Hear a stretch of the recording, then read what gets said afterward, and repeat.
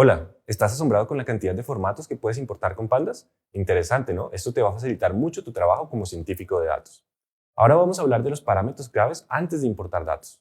Estarás preguntándote por qué no estamos en el código, por qué no estamos ya en Python. Y es que primero está la documentación. Así que lo primero que debes hacer siempre es entiende la base de datos. No te vayas directamente al código.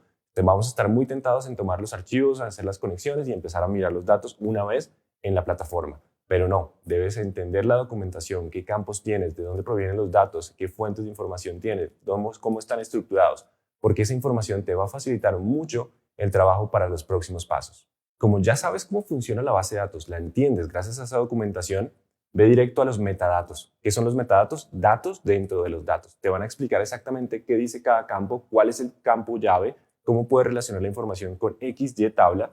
Así que es importante que tengas en cuenta que toda la estructura debe estar consolidada para que puedas moverte de una tabla, de una información a otra y extraer y hacer todas esas conexiones.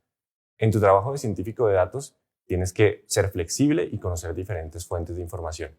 Así que entiende los campos, conoce qué dice cada uno y nómbralos de manera correcta. Esto es importante para tener siempre claridad en la información. Te vas a llenar de muchos datos en la cabeza y es mejor que sepas dónde identificarlos, cómo encontrarlos y cómo llamarlos. Te conté hace unos segundos que es importante cómo vas a nombrar los campos, las variables, ¿cierto? Las columnas de estos datos. Hay 4 formatos que son bastante útiles. El camel case, que es primera palabra en minúsculas, segunda palabra pegado con la primera letra en mayúscula. Tenemos también el Pascal case. En este caso, las 2 palabras vienen con su primera letra en mayúscula. Las 2 están pegadas. Seguimos con snake case. En este caso, las 2 palabras están en minúsculas, pero están separadas por una barra al piso. Así que diríamos fecha, barra al piso de nacimiento, por ejemplo.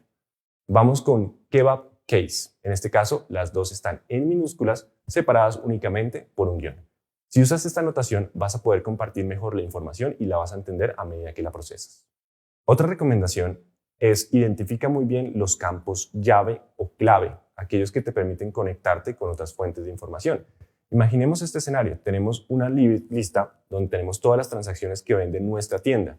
Ahora, en esa tienda tenemos un campo que es el usuario que nos compró. Pero yo no tendría por qué tener en esa misma tabla toda la información de mi usuario. Así que simplemente la tengo en otro lado de información y lo que hago es traerla a través de ese ID de usuario. Mira, el ID de usuario es ese campo que nos permite conectarlo. Si tienes claro cómo son esos campos y dónde están identificados, vas a relacionar mucho mejor todas las fuentes de información. Ahora veamos lo que tienes y lo que no tienes que hacer. Importante, tienes que leer la documentación, entender los metadatos de cada tabla, las columnas y qué información tienes disponible. Lo que no debes hacer es ir directamente al código e importar la mayor cantidad de información. Es importante que lo hagas de manera eficiente, así que trae únicamente los datos que te corresponden. ¿Qué tienes que hacer? Identifica las llaves, las conexiones, esos campos que te permitirán conectar la información. ¿Qué no debes hacer? Traer tablas y tablas de información y gastarte la memoria de tu computador. Trae únicamente las relaciones y la información importante.